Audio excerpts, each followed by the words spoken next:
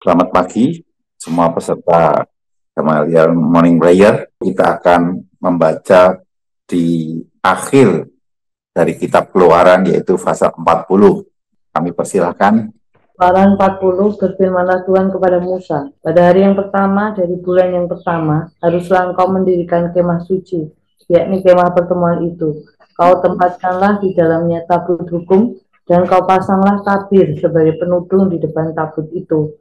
Kau bawalah ke dalamnya meja, dan taruhlah di atasnya perkakas menurut susunannya. Kau bawalah ke dalamnya kandil, dan kau pasang lampu-lampunya di atasnya. Kau taruhlah mezbah emas untuk membakar ukupan di depan tabut hukum. Kau gantungkanlah tirai pintu kemah suci. Kau taruhlah mezbah korban bakaran di depan pintu kemah suci, yakni kemah pertemuan itu. Kau taruhlah bejana pembasuhan di antara kemah pertemuan dan mezbah itu. Lalu kau taruhkan air ke dalamnya. Haruslah kau buat pelataran keliling dan kau gantungkanlah tirai pintu gerbang pelataran itu. Kemudian kau ambillah minyak urapan, dan kau urapilah kemah suci dengan segala yang ada di dalamnya. Demikianlah harus engkau menguduskannya dengan segala perabotannya, sehingga menjadi kudus. Juga kau urapilah mezbah korban bakaran itu dengan segala perkakasnya. Demikianlah engkau harus menguduskan mezbah itu, sehingga mezbah itu maha kudus. Juga kau urapilah bejana pembasuhan itu dengan alasnya, dan demikianlah engkau harus menguduskannya. Kemudian kau suruhlah Harun dan anak-anaknya datang ke pintu kemah pertemuan, dan kau basuhlah mereka dengan air. Kau kenakanlah pakaian yang kudus kepada Harun. Kau urapi dan kau kuduskanlah dia, supaya ia memegang jabatan imam bagiku. Juga anak-anaknya kau suruhlah mendekat, dan kau kenakanlah kemeja kepada mereka. Urapilah mereka, seperti engkau mengurapi ayah mereka, supaya mereka memegang jabatan imam bagiku. Dan ini terjadi supaya berdasarkan pengurapan itu, mereka memegang jabatan imam untuk selama-lamanya turun-temurun.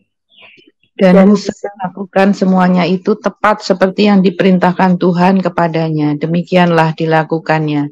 Dan terjadilah dalam bulan yang pertama, tahun yang kedua, pada tanggal 1 bulan itu, maka didirikanlah kemah suci. Musa mendirikan kemah suci itu, dipasangnyalah alas-alasnya, ditaruhnya papan-papannya, dipasangnya kayu-kayu lintangnya, dan didirikannya tiang-tiangnya. Dikembangkannyalah atap kemah yang menudungi kemah suci, dan diletakkannya tudung kemah di atasnya, seperti yang diperintahkan Tuhan kepada Musa. Diambilnyalah loh hukum Allah dan ditaruhnya ke dalam tabut. Dikenakannya kayu pengusung pada tabut itu, dan diletakkannya tutup pendamaian di atas tabut itu. Dibawanyalah tabut itu ke dalam kemah suci, digantungkannyalah tabir penudung dan dipasangnya sebagai penudung di depan tabut hukum Allah, seperti yang diperintahkan Tuhan kepada Musa. Ditaruhnyalah meja ke dalam kemah pertemuan pada sisi kemah suci sebelah utara, di depan tabir itu. Diletakkannya di atasnya roti sajian menurut susunannya, di hadapan Tuhan, seperti yang diperintahkan Tuhan kepada Musa. Ditempatkannya kandil di dalam kemah pertemuan berhadapan dengan meja itu pada sisi kemah suci sebelah selatan. Dipasangnya lampu-lampu di atasnya di hadapan Tuhan, seperti yang diperintahkan Tuhan kepada Musa. Ditempatkannya mezbah emas di dalam kemah pertemuan di depan tabir itu, dibakarnya di atasnya ukupan dari wangi-wangian, seperti yang diperintahkan Tuhan kepada Musa. Digantungkannya tirai pintu kemah suci. Mezbah korban bakaran ditempatkannya di depan pintu kemah suci, yakni kemah pertemuan itu, dan dipersembahkannya di atasnya korban bakaran dan korban sajian, seperti yang diperintahkan Tuhan kepada Musa. Ditempatkannya bejana pembasuhan di antara kemah pertemuan di mezbah itu, lalu ditaruhnyalah air ke dalamnya untuk pembasuhan. Musa dan Harun serta anak-anaknya membasuh tangan dan kaki mereka dengan air dari dalamnya.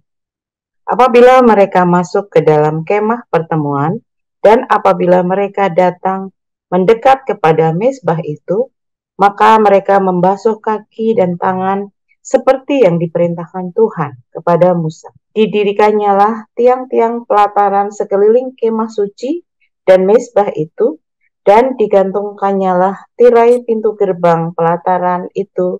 Demikianlah diselesaikan Musa pekerjaan itu.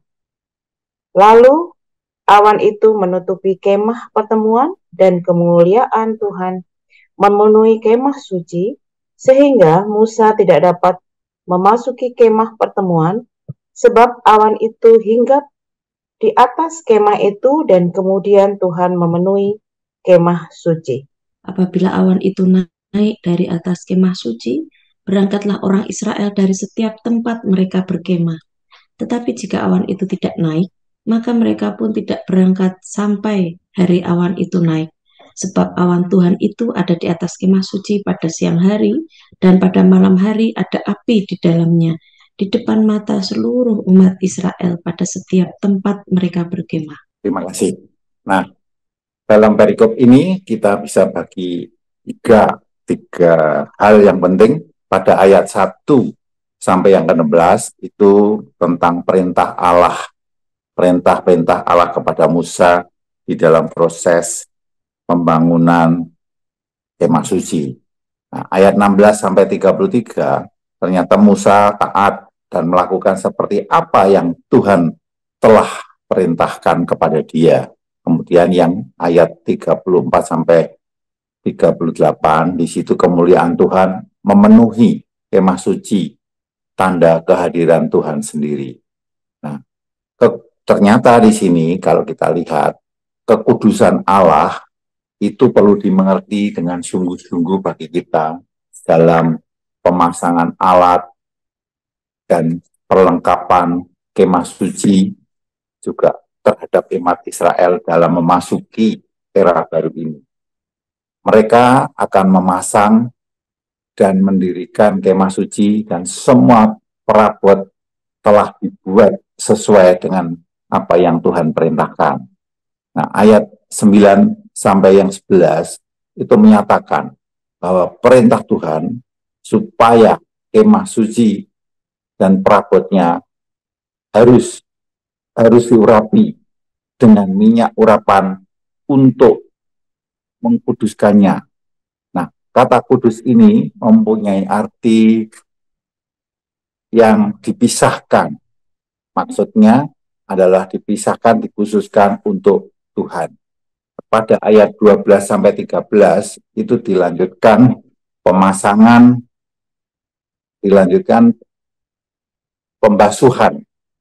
Harun dan anak-anaknya untuk dikuduskan.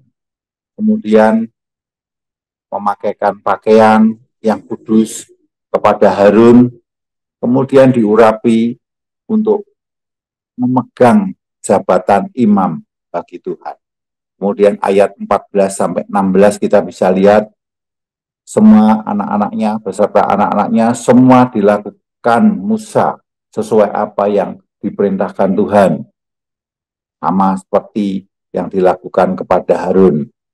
Ayat 16 sampai 33 itu menggambarkan ketaatan Musa dalam mendirikan kemah suci beserta kelengkapannya sesuai apa yang diperintahkan Tuhan.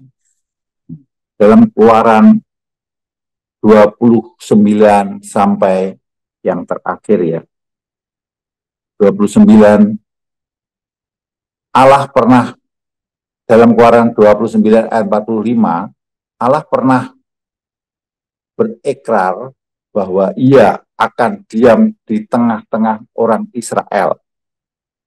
Bila kemah suci itu selesai dibangun, maka janji itu digenapi pada saat ini. Allah berkemah di atas kemah suci.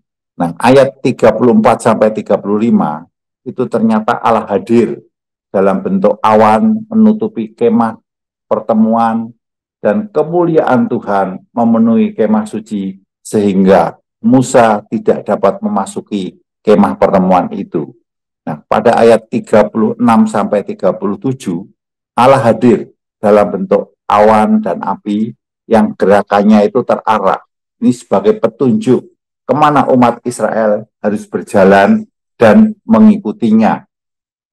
Ayat 38, awan Tuhan di atas kemah suci pada siang hari dan pada malam hari ada api di dalamnya, mata setiap orang Israel melihatnya pada setiap tempat mereka berkemah. Nah, ini selain daripada api, awan dan api ini sebagai petunjuk di mana bangsa Israel harus berjalan dan melakukan segala sesuatu. Sebetulnya itu adalah juga perlindungan, karena di padang gurun itu hawa kalau pada saat panas itu panas sekali, sehingga dengan adanya tiang awan itu melindungi suhu daripada bangsa Israel. Sedangkan malam hari dinginnya dingin sekali, sehingga ada tiang api itu yang menghangatkan kesehatan dan tubuh dari umat Israel. Nah, yang penting di sini kalau kita lihat amanat teks daripada perikop ini, ternyata kekudusan itu merupakan hal yang sangat penting bagi Allah, menjadi suatu prioritas. Kalau kita melihat dari prosesnya semuanya tadi, peralatan dan sebagainya, sampai ke oknum yang melaksanakan harus dikuduskan, bahkan diurapi. Nah, kesetiaan Allah, amanat teks yang kedua, kesetiaan Allah dan pemeliharaan terhadap umatnya itu sudah tidak diragukan lagi. Keteladanan Musa ini yang selalu taat dan setia pada Tuhan, yang merupakan teladan bagi kita semua untuk belajar dari Musa. Kita bisa melihat bahwa kekudusan di mana Yesus Kristus sudah datang menebus dosa-dosa kita dan menyucikan kita. Bagi yang percaya dan menerima Dia sebagai Tuhan dan Juru Selamatnya, itu menjadi suatu kekudusan dan mendapat pengampunan selama proses dalam hidup ini. Kita selalu bergantung dan sadar akan dosa-dosa kita sudah ditebus oleh darah-Nya. Nah, aplikasi pada perikop ini, sudahkah saya dan saudara selalu berusaha menjaga kekudusan dalam hidup ini? Yang kedua, sudahkah saudara dan saya percaya akan penyertaan Tuhan dan pemeliharaan Tuhan yang selalu ada dan tetap ada setiap saat pada diri kita? Amin. Ya, terima kasih Dr. Paul. Mari kita merespon firman Tuhan dengan memuji menyembah Dia. Mulia-mulia bagi anak domba.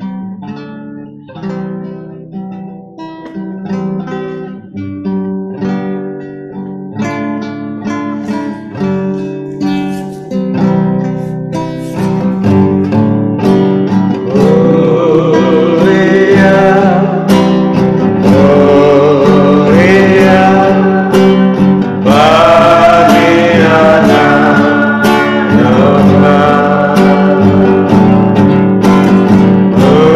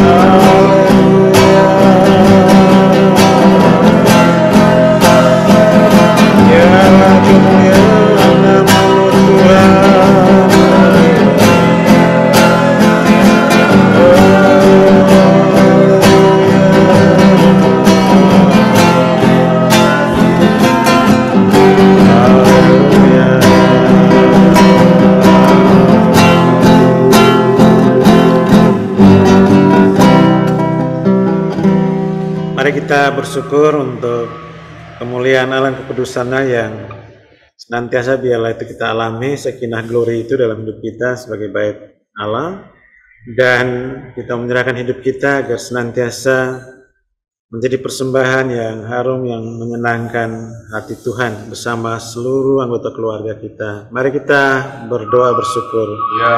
Ya Tuhan, kami bersyukur untuk hidup dan kehidupan kami sebagai milik kepunyaan-Mu sudah ditebus. Kami adalah bait suci-Mu, dan biarlah kemuliaan Allah itu berdiam dalam hidup kami, kekudusan-Mu itu ada dalam hidup kami senantiasa bersama semua anggota keluarga.